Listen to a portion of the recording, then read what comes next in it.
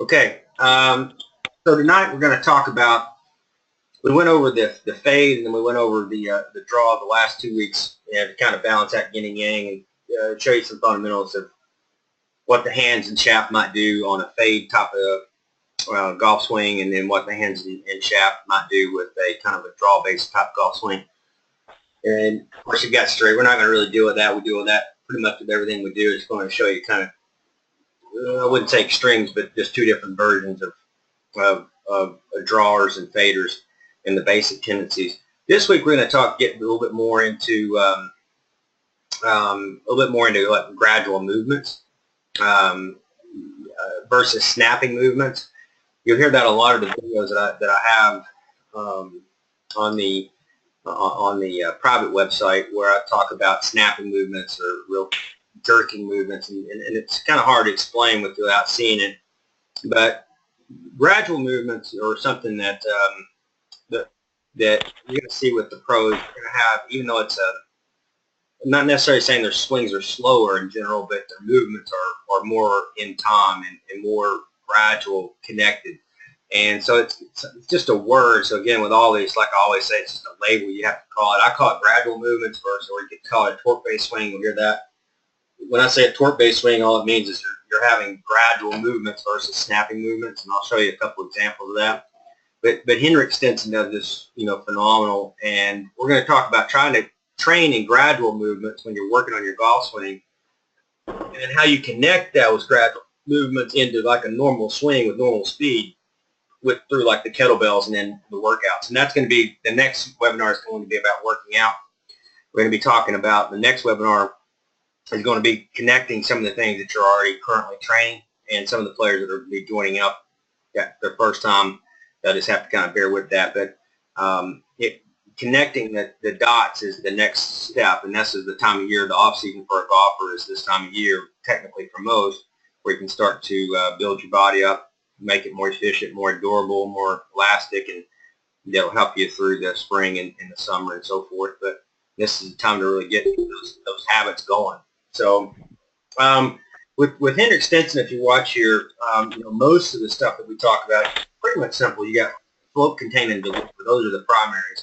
We've got a lot of other things that we do off of that, but like in general, it's the float, contain, and deliver. So we're going to look at those, and if you watch it, and this is in slow motion, so it's a little easier to see. We're going to look at some of that. So as he's going back here, you're going to see one. We'll talk about all of it. Like, let me just back up the front. If you watch, like we always talk about, there's always a big, what we believe in is a big right side turn. Getting the whole right side, the right shoulder, the right hip, everything back and away, but the shaft stays, where it needs to stay in a general area. I mean, you want to kind of have a little bit of respect to the shaft, but it could be a little bit different. But we want this big right side turn, but it's got to be in time. Always got to be in time with the club.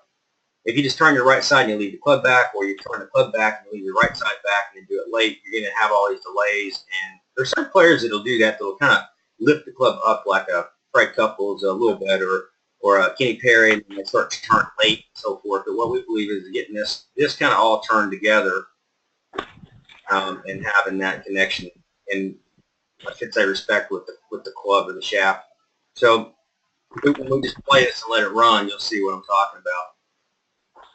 Just watch the gradual movements, like the right side and the tom gap, and that's what makes the swing look rhythmical. All rhythm is it's just all it is just the sequence of motion, but not the time. Excuse me. It's more like the flow, what it looks like.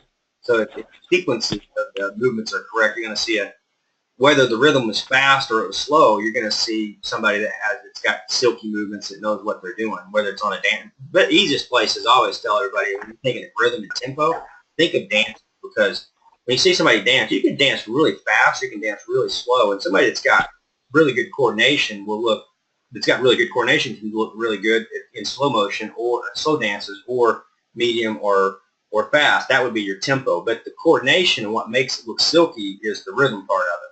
All right, totally. They're not even brothers. They're two totally different things. So you want to have the rhythm. I mean, in my opinion, because then your tempo can be based on a lot of different things and so forth. But you better have that coordination pattern. And so And that's what, all these players do. Now, Hendrick has kind of a little quicker tempo, but his rhythm is just phenomenal. And so the way you start to build your rhythm is work and train when you're training your pattern. So when you're training your golf swing, training slower than normal, training it, making it silky, making everything connect up from the right hip to the right shoulder to the arms to the side of the shaft and all that. Getting all that to move and flow and getting silky with that. There's a lot of ways to do that. So we're going to look at this again. Just let him go back on his own. You'll see, just watch the right side. There's a lot of movement here. It's not overdone and it's not underdone. I mean, it's just about the perfect amount. But it's always moving into it. In unison. So you can see, he's turning and sinking, which would be would be the float. And then here's the containment part where he's containing the energy at the side of the shaft. He's containing the energy at the right side. And he's keeping the shaft side of the shaft back. And then delivery's coming. But when you're doing that, oh, this stuff. So yeah, so when you watch this, just watch the silkiness of the movements. That's the biggest thing. Just watch it's how coordinated it is. And that's just, when somebody says rhythm, that's all rhythm is. It's sequence of movements. All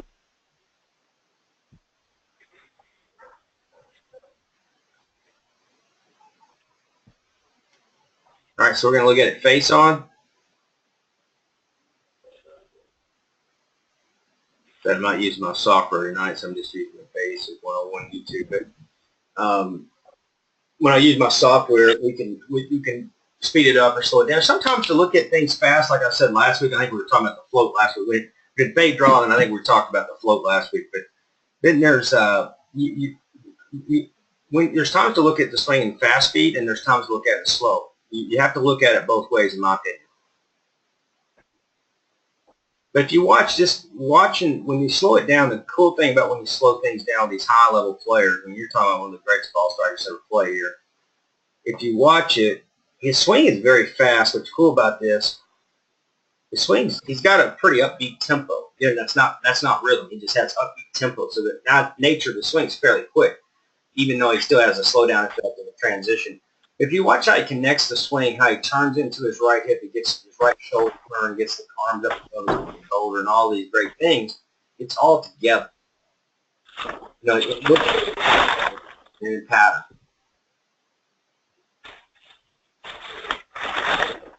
If you looked at it from a high-speed standpoint, you're just going to see it turn back and turn through, and that's good. There's a point where that becomes the most effective. They had there was a long time ago, I think it was Stanford that did the study, and I think it was like in the 90s or late 80s or something like that. And they did all these videos, like they did these instructional videos, and they did full testing on it. And it was like which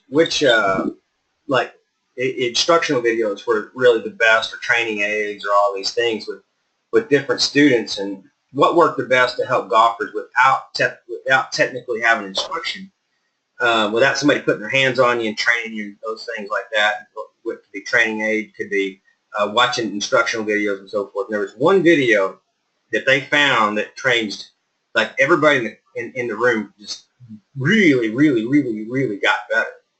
And that was when they played. It was Al Geiberger back he was in the 70s. He played at Colonial, I know the course, played the golf course at South Course, and there in Memphis, and he shot 59, Mr. 59. He was the first PGA Tour player to ever shoot 59 in competition. He did it on the last day to win the tournament. And what they did was they took his swing, and from the face on and down the line, they just ran it like this right here. It's probably not too much faster than this, probably about the same speed, and they just ran it, and they ran it for an hour. And they tested all these different things, like, training aids and videos and et cetera, et cetera, et cetera. And what they found was that the one that was by far the most effective, the players going out and playing the next week, girls, guys, juniors, and so forth, was when they watched the videos. And they just watched. They didn't think, there was no audio over it. It wouldn't be like me talking or Al Geiberger was talking or anything like that. It was just simply the fact of watching the movements, just like a kid. And There was nobody giving analysis. Oh, you turn your hip this way, you do this that way. But it's just watching it over and over and over and over. People started to figure out in their mind what they wanted to do in their mind instead of somebody talking to them about it. And we haven't done that yet. We're going to do a video on that here pretty soon, where we just allow videos to run. I'm trying to do similar to that right now.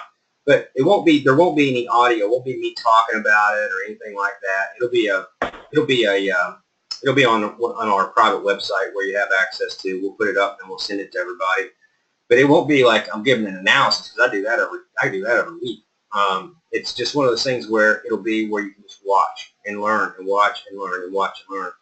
And it's not to make your swing look like theirs. It's just by watching them swing at different speeds. Like this is the slow motion, ultra slow motion, and you got mid speed motion, and then you got the full speed. When you watch with those three speeds for an hour, you can't help. As long as you're not in there in your monkey mind. When I say monkey mind, if your brain's not going firing on all cylinders trying to figure everything out, if you can relax and just visualize and watch, you're going to really take off with I believe, with your game.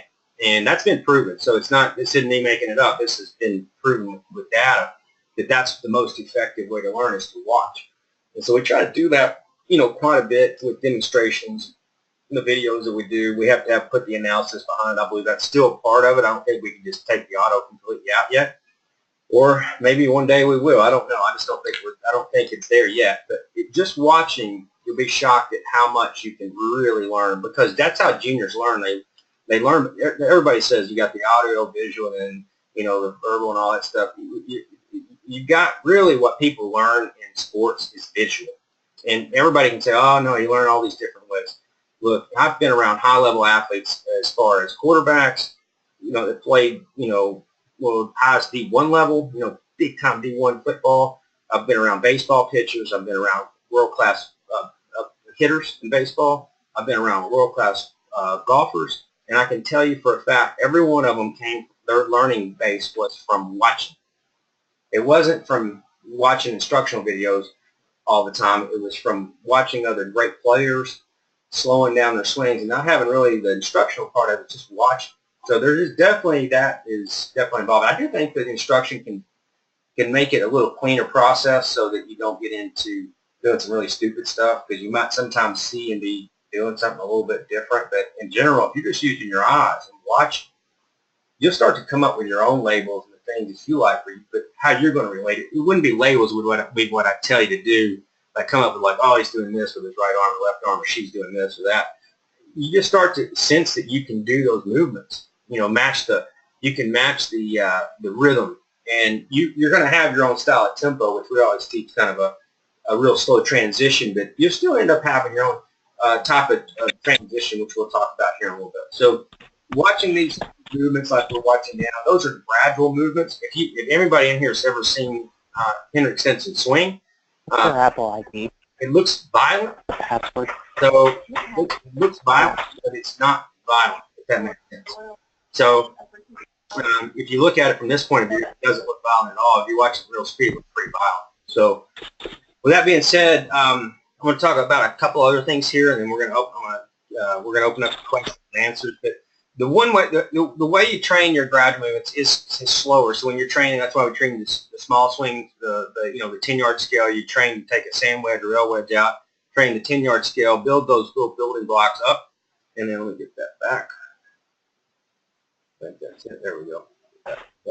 So you build those small swings up, and so that starts to help you work in smaller movements, more gradual movements, and that's major part of our process and how players get better. And Teddy's on here tonight. He'll have quite a bit to say about how we train and some of the flaws that we see and some of those things in a little bit. But the next part, after you've got your gradual movements, so if you're training and you start to work your gradual movements correctly, then how do you connect those in a normal speed, like a little faster, and make it all come together? That's probably that's probably the number one question after a player gets to a certain level. And that's, the truth is you don't do it with a club anymore. You do it through your body. You do it with kettlebell training. And I'll say it, anybody that's a veteran on here that's listening to this, that's been on the program for a long time, will hear this tomorrow, the next day, whenever they get the video. They're gonna, yep, he said that a million times. So there's a reason why I've said this a million times. So people on here that are new, you have no idea what the kettlebells will do for you if you train them right, correctly. You have no idea. You just don't know. You have no idea because you probably haven't done them. But you put that in combination with what we're teaching you, online and so forth, and you're going to have a double threat. You're going to have, now you're going to be able to, first of all, you got to build the gradual movements with the club in your hand. Start making your body, and your body's going to block. It's going to have blocks in it, and we'll talk about that a little bit. I'll let Teddy get into all that, but it's going to be tighten the thoracic, tighten your hips, tighten your arms, tighten your hands, wherever you're at, and you're going to have blocks all over you.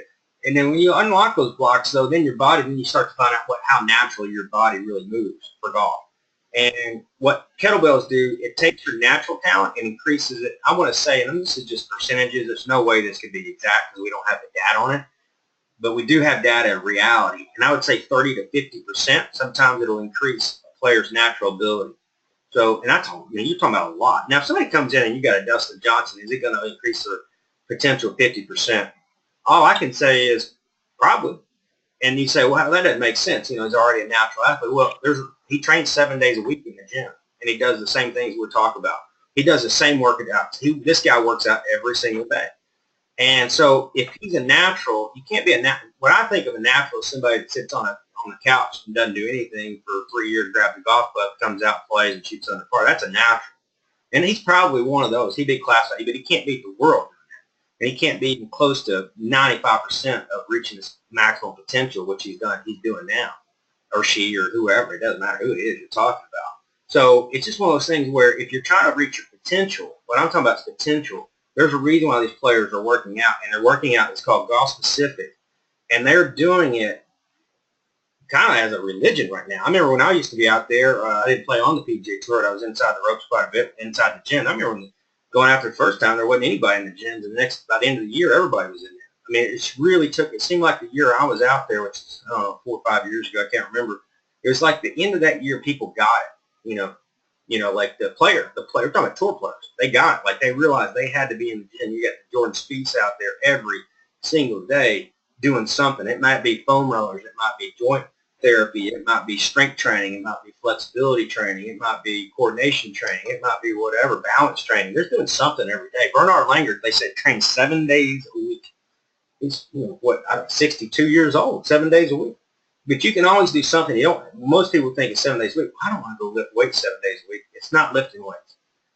Lifting weights might be 2 days a week, and then the rest of it might be just joint function and joint health and stretching and mobility and all that other stuff. So there's all kinds of different ways. We'll get into more of that as we go. But how you can make those gradual movements through the kettlebell. So, hey, Teddy, you on there? Yeah, I am. Got a little distortion back there. I don't know.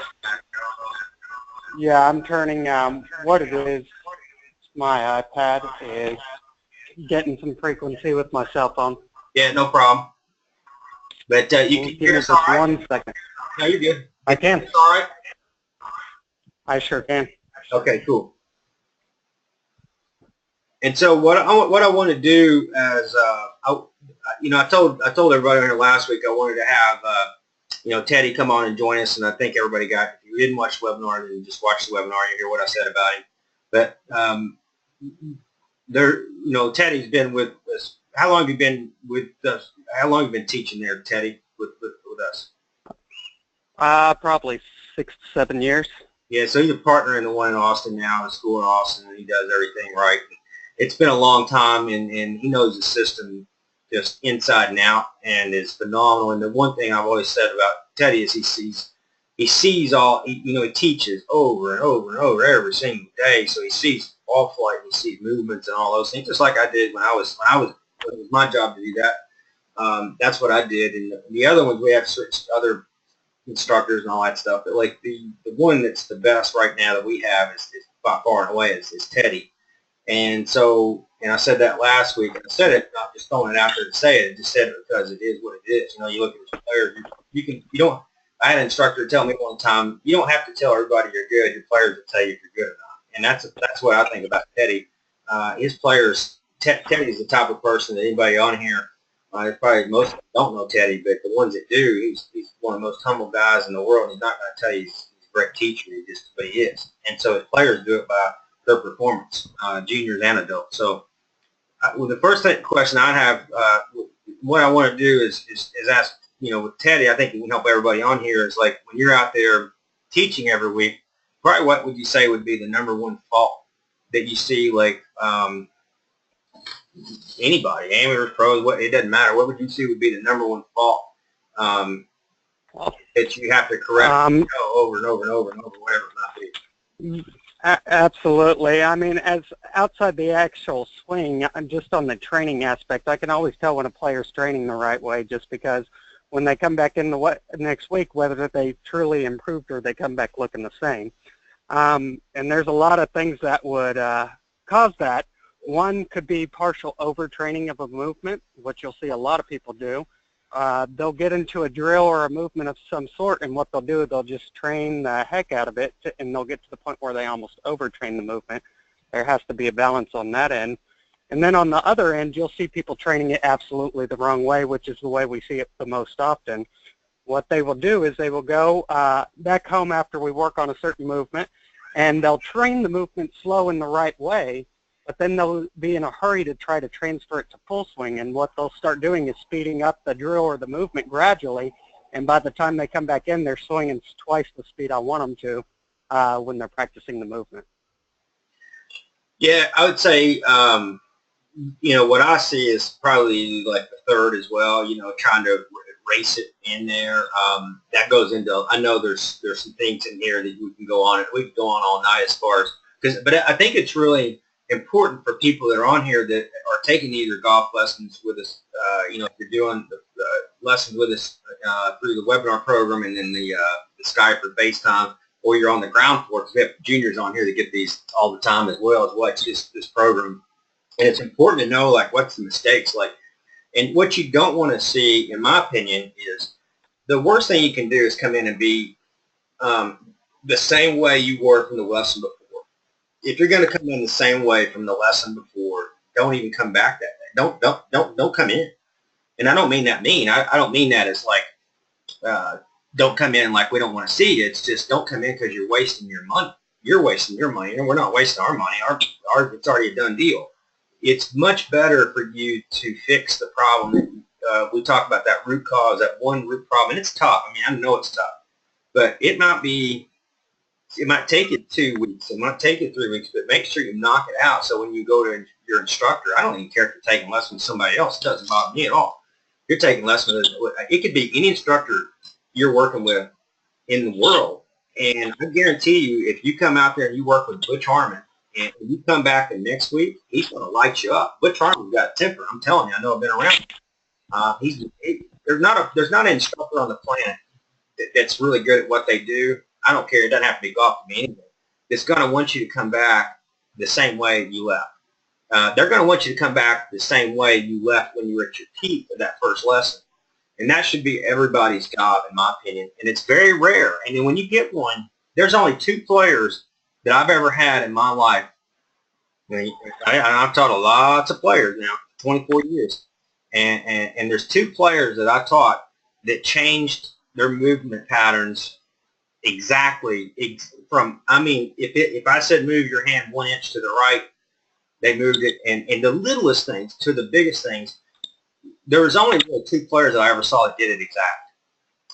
One of them played golf at Westlake, which is a state championship golf team. They're in Texas. Teddy knows what I'm talking about. They're phenomenal high school.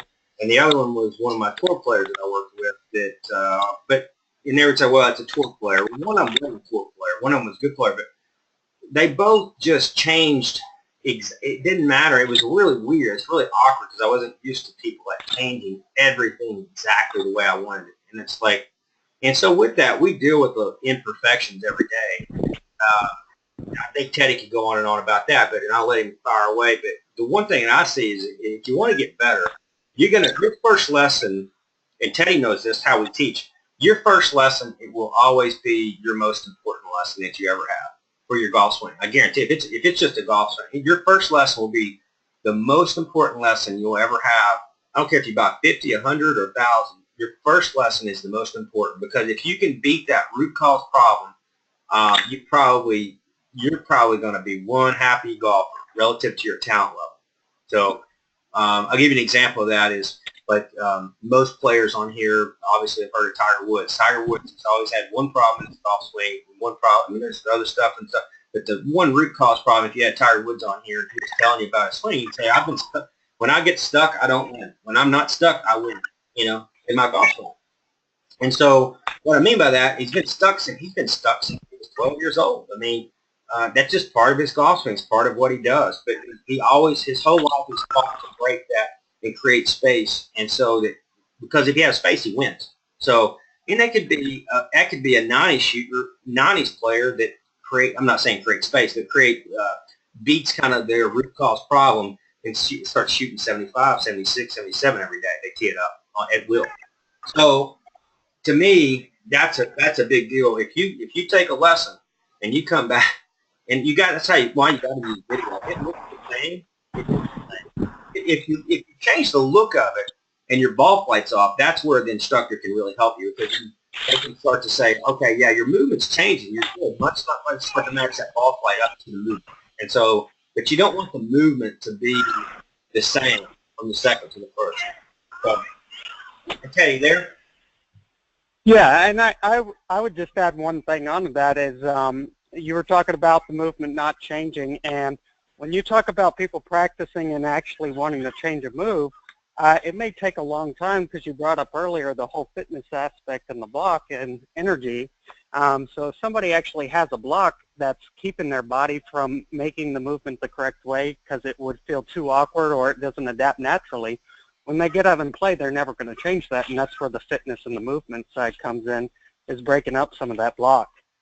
Yeah, and when he's talking about the block, is like we call it chi block. That's what Teddy's referring to, or energy block. You call it whatever. You call it whatever you want, actually. Some people call it just tightness. That's the same thing.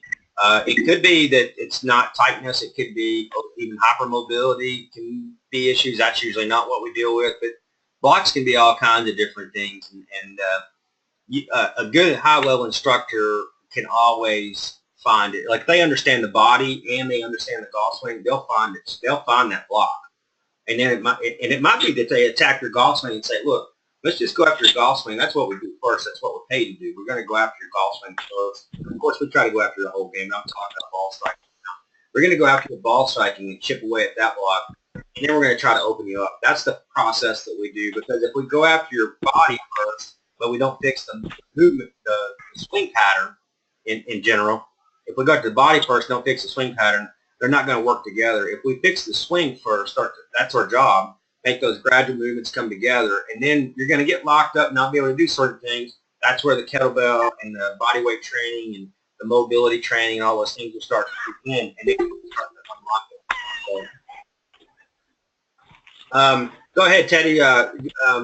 What are some of the other things that you'd see that you would recommend that players could do on here to make it better? Well, not working the swing up too fast. I mean, if you can't do the swing right in the zone 2 or zone 3, you can't do the swing right in full swing. I see a lot of students, they think they get zone 3 down perfect when they really haven't. It takes a long time to really perfect zone 3 and zone 4. And I'm not saying you shouldn't swing full swing. When you go play, you go play. But when you're practicing on a movement in a short zone, don't try to immediately work up to zone 5 because you just got zone 2 down. It doesn't work that way, because if you can't do it perfect in zone 2, it's going to be even worse in zone 4 and zone 5. We found that out with every single student. I've never seen a student break that rule yet. Yeah, and that's a fact. So like right here, he's talking about like a zone 2 would be right in here where Henrik's at. And so if somebody's in zone 2 and the club's way behind or way out, they're going to have some issues with chipping. So if you kind of get best of both worlds, we try to get as much as we can get between as the swing progresses, as it gets longer. So let's say if you can bear with me here, you can picture this swinging back. Let's say that ball, if he comes back through, he's going to go 10 yards. If he swings on back, 15 yards. There's 20 yards. This is with the same ways. There's 25 yards. There's 30 yards. There's 35. Now, we're getting in here. We're kind of guessing a little bit because it depends on what the player's doing speed-wise and all these other things. But that's pretty close. And then you go another, there's the 5-yard scale, which is another 40 or 50 yards. And probably he was probably more 60 to 70 at that point for him. My point is, if you train on the 5-yard scale or the 10-yard scale, you're going to build your swing the right way. So that makes a big difference. Well, and when you say 5 to 10 yard scale, I see most amateurs are actually practicing their zone twos at about a 25-yard scale, which shows they're trying to hit the ball too high. They usually have too much punch and too much forced acceleration in their transition zone instead of slowing down. So you'll see a lot of amateurs practicing these movements in a way too long of a shot when it's meant to develop the movement, not to see how far you can hit the ball.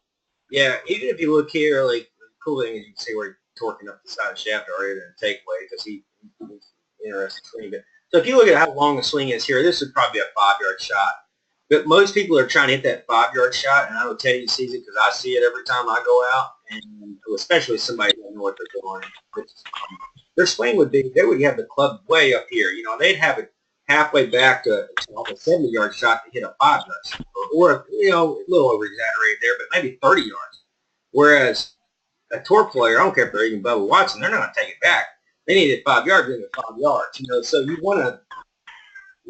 That's why video is so important, is that you have to video and see it. That's 5, there's 10, here's 15, here's 20. And that, see, if you build it that way, then your angles start to look a little bit better and so forth. So you don't look like that in your timing, you start to see your right side turns with your body. Your sequencing and your rhythm start to come together. Your tempo gets better. Just everything gets more connected by doing it, training up the scale the right way from a 5-yard scale or 10-yard scale versus going. Most people will think they're hitting a 10-yard shot, and their backswing saying they should be hitting it 70 yards, and that ain't good. Well, because they'll probably hit it 10 yards, but that means they're losing 60 yards of energy. So. Yep. Well, can you hear me? Yeah, I can hear you. Okay, I would just say, yeah, and going along with our movements, I talked to you a little bit about this last night when we talked on the phone. Probably the biggest thing I see as far as the biggest training problem in students is practicing things and not maintaining posture in the golf swing when they're practicing these movements, meaning on the downswing or transition, they start to create a spine tilt. And it may be one way or another, just depending on the player. But if your posture's not staying correct throughout the golf swing, you're not practicing the movement the right way, and you're not going to be able to soften up your hands through the impact zone. There's almost no way to do it. You're always going to have that tension. You're always going to be hitting down or hitting behind the ball or steep or flat, whatever your tendency may be, but you're not really changing anything. You could change shaft angle. You can change the direction the way or the club's moving in. But because your body's out of posture, you're always training the movement the wrong way. Yeah, and so what he's talking about posture, everybody's posture is really going to be a little bit different. But what he's talking about is the function of the posture, especially after transition. I mean, so if you get back and you see, of course, we're looking at a world-class player, so he's always going to be pretty much in posture. There's a lot of players that aren't in posture at all in their backswing, and they get into posture late. And so he's not one of these players. But when we talk about posture, we're talking about a few different things, being able to have the hip depth. So it's always depth, being able to have the hip depth, the angle of the hips here that we talk about all the time. So if you have the angle and the depth, then you take the rotation. And now the club doesn't need to be there. It could be here. You may be wherever you want. So regardless of that, you've got to have the depth in the hip, the angle of the hips, and the rotation of the right side. If you get those three things, you're gonna learn what torque is. You know what I'm saying? So that's a major part of getting better. And you're like I said, you could have all this stuff. The club could be up here, up here, up here. It could be back here. It could be a lot of different places. So hold on just a second. I think we're good now. Ted, you still in there? He'll come back on here in just a minute. What I'm going to do now is he'll come back on in just a minute. Are there any questions that anybody has right now about the presentation we talked about, but also some of the things we see on the range, which I think is really important because that's what you want to know. The pitfalls that players fall into at every level.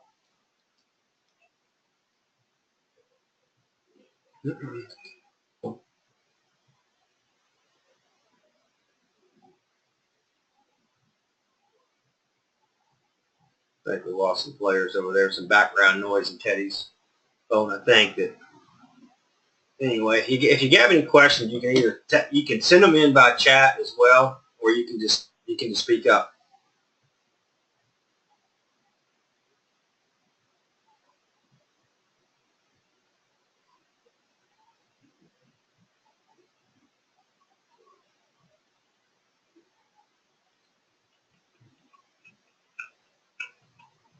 Hey, Teddy, you back on?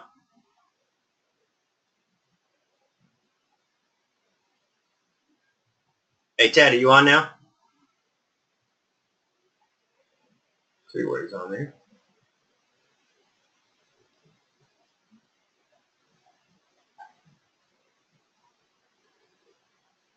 Just bear with us, and we'll. I do want to get Teddy back on here if we can. If we can't, we'll have to save it for the next one.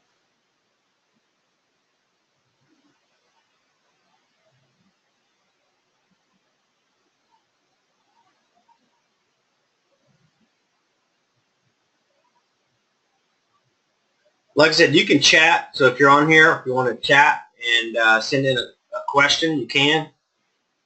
If you have any questions, I think we covered a lot tonight, but usually we go a little longer than this. So I don't want to cut it off too short. I'm going to try to wait till Teddy gets back on here, and then we can go from there.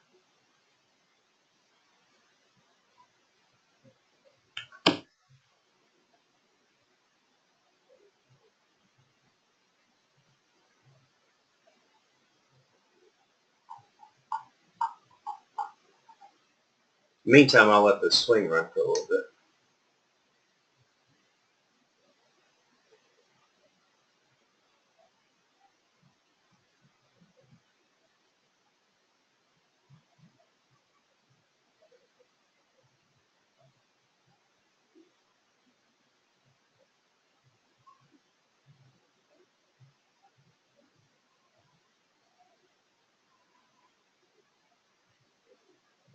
To create torque, there's a few things you have to have. Like I said, we talked about that earlier. And you got to make these not snapping. Snapping movements, again, are kind of jerking, quick movements. That can be done with the lower body, the club, the arms, the wrist. It can be done with the neck. I mean, it can be done with the spine. I've seen it come from everywhere. So I'm just saying with gradual movements, they're soft and slow, and they look silky. And that's what I think the swing should look like. And that's what the swing you see players, whether amateur golf or professional golfers, they're not saying silky being slow, because silky can be quick. It's just together, though. Everything's moving at the right kind of, it's orchestrated in the right way. But one of the things that be able to create torque we talked about is you have this depth that we talk about. It's just depth. Now, that doesn't mean you raise your spine for this, but it's just depth with that, depth with the turn, depth with the right shoulder as well. But then you have an angle that we talk about, and that's on the rooting videos. Hey, Matt, can you hear me now? Yeah, I got you now. Okay, yeah. My cell phone just cut out. Hey, no problem, man. No problem. So before we get off of here, I just wanted to go. I'm going over a few things that create torque, about depth, and then getting the angles right, the tilting angles, and then the last thing would be, because depth is not rotation, it is just back, and then rotation is what it is. It's a circular action. So if you take those, you correlate those together and make them smooth and silky, you don't have to have all three, but it's better if you have all three. That's for a fact. And when you get all three, you'll realize if you actually have the tilt. Most people can just rotate; they can just twist, but then they don't tilt. They have this level horizontal baseball swing, but then so they don't have a tilt. So then they don't have the torque. So if you can get those three things we talked about put together, you got to have them out of transition into you got to collect them at the first stage of transition. If you don't get them early, that's fine, no problem. Kenny Perry or Fred Couples, you got to have it at some point, or you wouldn't even you won't be playing golf at a very high level. I don't care who it is. So you have to catch them either really late, or you can start to work on those early. Most players try to do it early, but I would tell every player you got to have it when you come into transition. If you don't have it, you got to get in and find it and adjust. And you kind of need some personal coaching on some of that stuff, slow motion and training movement patterns with a coach to get that. And that's where Teddy does a great job as well. So Teddy, What are some of the other things you see as far as it? If you see somebody that's starting to make the movement patterns right, but they're not scoring right, what would you say? Where would you say that they're making mistakes at in general? So you mean, so when you see somebody start to get the movement and they start to build the swing, what you'll see a lot of times is their transition zone usually starts to get a little bit off. You'll see their shaft fully collected the body in transition.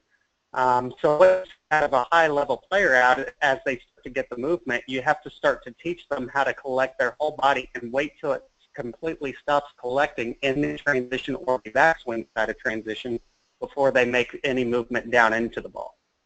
Yeah, and let's just say that they got the, if they got their swing down, even if they got transition down and some of those things, what would be, if you start seeing movement patterns really change, which we do, I mean, we see that all the time, Yeah. but then they're not getting quite to the level of scoring where they need to be, what would be the things you'd say if it's from not? Oh, okay, I get what you're saying.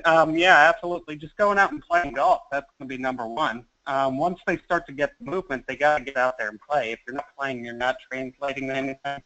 And the more you play, the better golfer you're going to be, because you could play golf with a bad swing and still shoot a good score as long as you're playing golf. Yeah, and we I try every week, I don't do it every other week when we do this, I try to explain to people that, the best players I've been around have, I can't tell you, I mean, I've been around so many of them. I mean, even on an amateur level, I'm not talking about pros, that's not even fair, and I get that with a lot of people, yeah, they're talking about pros here. The process, Nick Saban talks about this all the time. Some people cannot stand Nick Saban. Some people love Nick Saban. And if you're from Alabama, you probably love him. If you're not, you probably don't. But I will say this, I really respect him, and I really enjoy a lot of things that he says, and he teaches what he calls the process. And what we try to talk about is the process, and someone copied it off of Nick Saban, but the process in our sport is it's very different than it is in their sport because we don't have teammates. You are the quarterback, you're the CEO, you're the boss. And so every decision you make will either make you. There's nobody to bail you out if you're not playing good. You can't throw it over here and let somebody take it for 70 yards, or you can't pitch it over there, pass it to somebody, let them shoot a 3-pointer, and make you look good and win the game. If you're not playing good, you're not playing good, and you don't win, or you learn how to scramble and you might win. So there's a lot of different variables, but the process is not about swing. The process is about fundamentals in all aspects. And like I've always said, it's very similar to mixed martial arts. It's like taking Taekwondo, Muay Thai, boxing, jiu-jitsu, wrestling, and putting it all together. And you have all these disciplines and fundamentals, each side of one of those. And that's for us would be very similar to a golf swing, pitching, chipping, putting, bunker play, recovery game, scrambling, long irons, hitting out of divot, hitting out of bad light, scrambling. I mean, there's all kinds. You can go on. It's beautiful. There's all these fundamentals within inside. But then what happens is your fundamentals, you understand the baseline, your fundamentals get really tight in all those disciplines, and everything starts to become kind of the same thing. And I think that's really important. But fundamentals are that's just one part. Most people, the biggest flaw, misconception that I see with players is they say, when I start hitting it the way I want to hit it, I'll start playing. They all say that. And, well, you're going to be you're going to wait your whole life because you're not going to hit it perfect. You're going to, it's not a game of perfect. You're not going to all of a sudden find the secret and then all of a sudden start playing golf and you're amazing. It's not that way. It's better off to go out there and suffer like we all do. Everybody does. I've always said the theory, and I always will because I came from it. I mean, everybody, even Tiger Woods' first round, they said I think it was in the 40s. That means it's not very good. Now, he was probably 5. But what I'm saying is everybody, when they start, is not very good.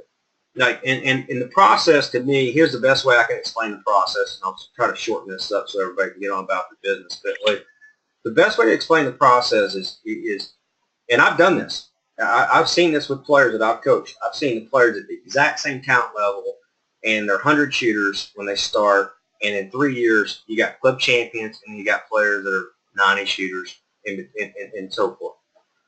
And the ones that won the club championships, there was a direct correlation, and Teddy knows this, there's a direct correlation with the ones that won club championships to the process versus the ones that had the best golf swings usually were the ones that went from 100s to the low 90s or high 80s. They got their swings perfect, their fundamental, their grip was perfect, everything was great, their transition was awesome, their impacts were great, all these things, but they don't know how to play golf, and they don't play golf. Their mindset was just on technique. The ones that just took it and said, look, I'm going to take the techniques, make it part of what I do, not playing golf and competing, those were dangerous players because they're competitors. They're usually former athletes, so they play, no, not college athletes, but they're usually former athletes that play they might have played volleyball if they're girls, they might have played some football, they might have played some tennis or, whatever, and they kind of got the process that just, I believe, they believe in themselves. If they can go out at any given time and do what they want to do. And then the fundamentals kind of allow them to make that process a little sooner. But if you go out there thinking that the fundamentals are going to make you this great athlete, it ain't going to happen. So there's a combination of getting rounds under your belt, playing in competition. I could go on and on and on, and I do this all the time, so it's pretty normal. But the process is going to make you much better, much faster than the fundamentals. The fundamentals are going to be a part of this process. Yes, they're important. Guaranteed they're important. If you're out there and you're coming 2 feet over the plane and you're whacking the ball inside across the toe, and yeah, that's not going to work. Well, that's part of the fundamentals are going to help you with that. But it's still, I don't care if you're doing that, you still have to put your game out on the course and be testing it, competing, and learn how to trick that in there as you're going along. You can't just go out there and go, I'm going to get this movement perfect and now play 3 years from now. It ain't going to work. I don't care. I've done it too long. Teddy's done it too long. I can tell you, any instructor I've been around will tell you the same exact thing. When you go play collegiate golf, and they'll tell you one thing that they're looking for. They're looking for players, not technicians. Every one of them. If you go to University of Alabama, they're looking, they don't, when you go, you can't, and Teddy knows this because he's in part, he helps players get recruited and to colleges and so forth, and it's a number. If you have the numbers, they don't need to see your golf swing on video. Now we have to send, the ones that aren't good enough, we have to send their golf swings and all their videos and all these things to them, and again, that's another process. But if you're good enough, it's like going to the bank. If you go to the bank and you got $1 million check and you put it in there and you start an account, they're not going to ask you where you got the money from. They don't care. And it's the same thing with scores. Like college coaches don't care. When I coach college golf, if somebody can shoot in the 60s every time, you think I care how they do it? I don't care what they're doing. They're doing something right. That's the process. And so they found, and you'd be shocked, the #1 player, the lowest score that's ever been recorded on the history of the PGA Tour is Jim Furyk. Last year, shot 58. And he shot 58 with a swing that most instructors, if you didn't know who he was, didn't know his background, he or she, you would say, oh, there's just no way. But then you look at it, and there you go. So, but it was years and years and years of playing golf, competing at golf, putting the peg in the ground and teeing up against competitors, getting beat up, having people tell you have the ugliest swing or you don't have it this or this or this. Could you imagine the trash talking he got? It's unbelievable, the mental toughness that Jim Furyk has, because they leave him alone now because, look at him. Yeah, he's a major champion. He's US. Could you imagine the players and the teammates? I've been out there, I know, and in college that were just hammering him, saying, that's the ugliest swing in the world. You're never going to make it. College coaches had told me that. I've seen him in interviews talk about it where he said college coaches specifically said, if you swing like that, you'll never play college golf. No, you just went ahead and played on the tour and won probably $30 million or more, and plus probably that. So it just, it shows you there's a lot of ways to do it. He found a way, and there's some really technically sound things as well within Furyk's swing, and I'm not trying to bust on him, but what he did is he found a way to swing the way he needed to swing, but he wasn't the swing that got him there. It was the competition. That's what got him there. It was the grind, and it was the workouts, and it's all the things he did off the course, the competition and all those things, in my opinion. And I don't think that you would hear a debate. If Jim Furyk was on here, which he's not, I don't think you'd hear a debate. I think you'd hear, yeah, you know what, that's what happened. And so, and that's very important for any junior on here that's listening. It's very important if you're in your 60s or 70s, if you're listening, because the process is the same. It doesn't care if you're young or old or in the middle.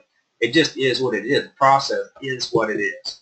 And so if you follow the process, And I try to put on here I try to, at least once a month, talk about the process. If you follow the law of the process in golf, you will be a great player. Now we have the process of fundamentals and all that stuff, but that's not nearly as important as the process of the game. So I'll let Teddy touch on that a little bit. Well, and I was going to tack on what you just said there, Matt. When you talk about playing, it's a lot different mindset than a range player from somebody who's an actual gamer. And you were speaking on it a little bit. I just wanted to go a little bit more in depth on that because I think it's really important. And I see a lot of players who come to me who are bound to be range players. What they do is they try to take their range game out onto the golf course. And it's a complete different mindset. As you said before, when a good player gets out on the golf course, they just think turn back, turn through, and they're worried about making the shot. They're not worried about their swing.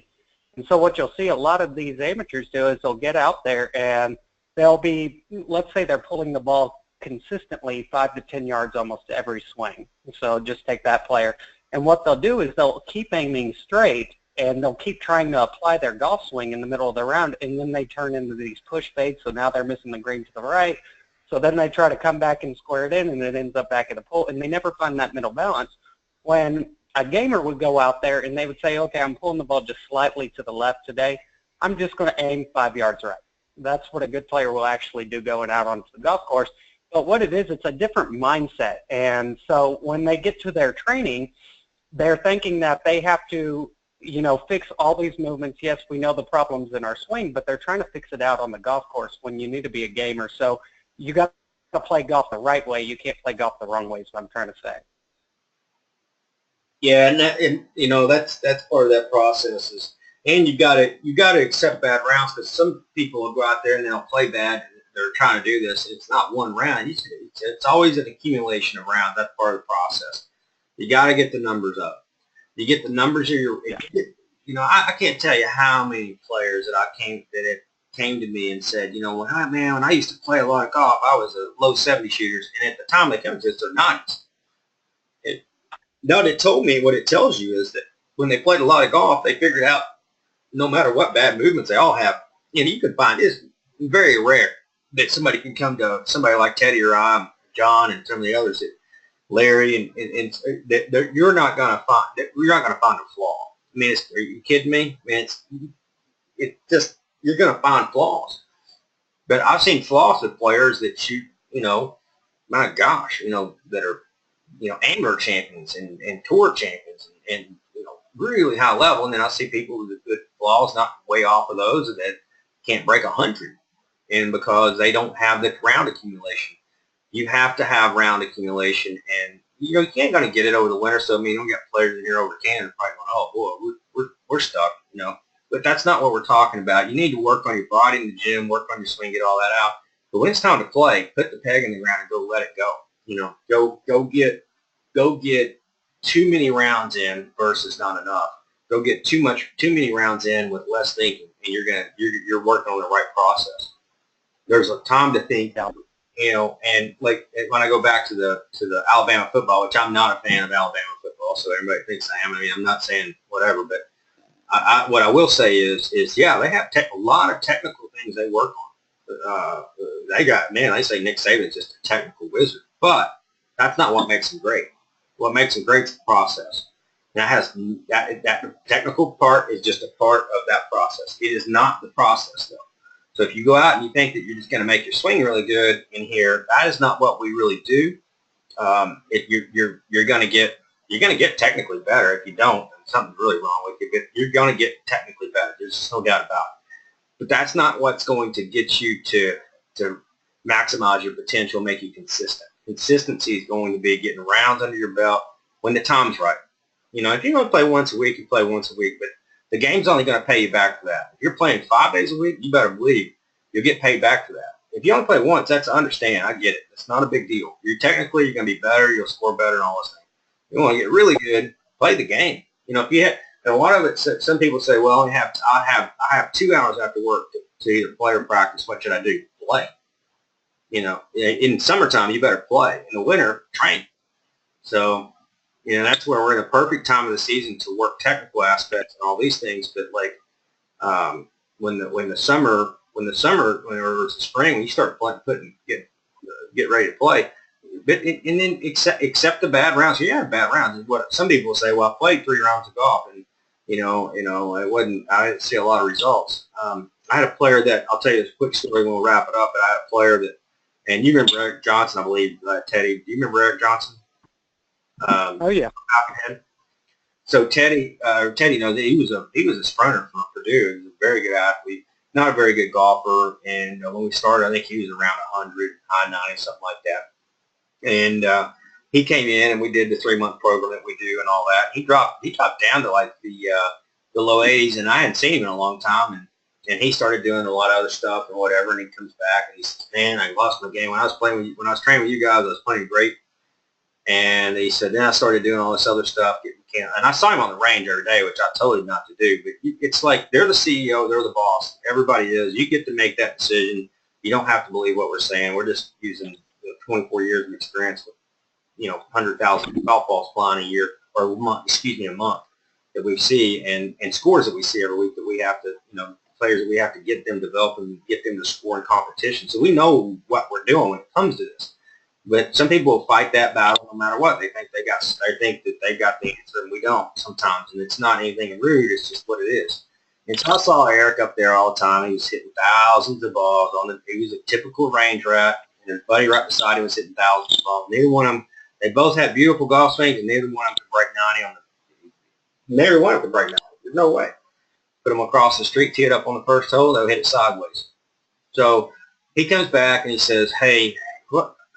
He said, "Well, I want to get back in the program." And I told him, I said, "Eric, here's what I want you to do." He was in a break. He was kind of he's an attorney there in Austin, and a super nice guy. And he had a 2-week break, and he had nothing to do. I can do anything. I can hit balls all day or this. And I said, "Look, I want you to take those 2 weeks, Eric, and I want you to play golf. Here's your lesson. It's free." I said, "Here's your lesson. I want you to play golf every day. I want you to play 36 holes a day, and if you can play 72 a day, play 72 a day. I don't care. I want you to play as many holes as you can possibly play." And he said, you could tell he wanted to hit range balls. He asked me what you want, so he did it. So the first round, he comes out there and he shoots like a 90 something, whatever. And then the second round, he shoots like an 80 something. And he plays another 18 on that day, and he shoots 78. And then he starts to go, wait a minute. You could see it. I wasn't there. He just this is all coming from him after that 2-week period. Him kind of tell me how it all went down. So he shot 78. He plays 18, and then he plays another 18. And that last one he shot 78. And he says, "Oh man!" And he didn't know why. He didn't hit any range balls. He didn't do anything. The same swing thoughts he had that morning. Nothing changed. He just got holes, rounds and holes in. Goes out, and but the long story short, by the end of the second week, he was shooting mid-70s every single time he teed it up on the first 18, not the second, the first 18. So he had it, he had it, and he comes back and we talk, and he said, I could never. I said, it was already in your system. The training was there. You just had to go play it out and let it sort itself out. But the point is, if he'd have just played 18 that day, the first 18 he shot the same score, but we kept playing. Played that another, and he kept playing and kept playing, and eventually you play out of it, and then you'll catch what we call the zone. Once you get into the zone, the last thing in the world you're thinking of is technique. I don't want you to think of the float, the contain, deliver. It's silly. I don't want you to think of anything. I just want you to play. So, and that happens where it's really, I think every player at every level has that potential. Now, it's not going to be 75. I'm not saying that. It could be 65. It could be 75. It could be 85. Might be your potential. I don't know what your potential is. But it'll be way lower than if you're just sitting on a driving range all day, or reading books all day, or watching videos all day, and you're expecting to walk out the first tee and just hit every shot perfect and win to 18. It's not going to happen. You're going to have to pay the same price that all the great players did. You have to play around and get off and get home. So, with that being said, Ted, you got anything else? No. I'm sorry? I said no. I'm good. You good? With that being said, we're going to wrap it up for the night.